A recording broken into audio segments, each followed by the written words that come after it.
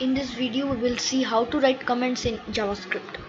So say we want to comment a single line, so we can do that declaring A and B. So this is a single line comment, and we can do single line comments by using two backslashes. And suppose we don't want this program to be printed, so we can comment the console.log like this using the two backslashes. So let's save it and go back and check. So nothing is going to be printed to the console because we have commented the console.log. And now let's see what if we comment the const, these two variables. So if we comment that, and let's check what happens.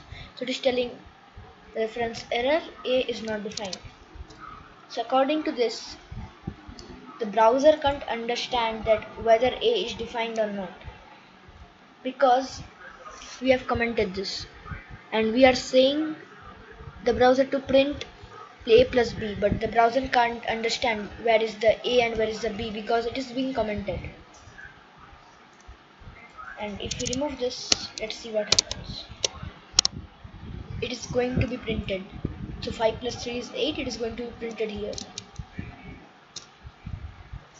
And now if you want to comment multiple lines of code, we can do that by using a slash and a star. We can get this star by pressing shift and 8. And we want to end this comment, so we can do that by using star and the slash. So let's save it and go back and refresh. So nothing is going to be printed. So this is comments in JavaScript.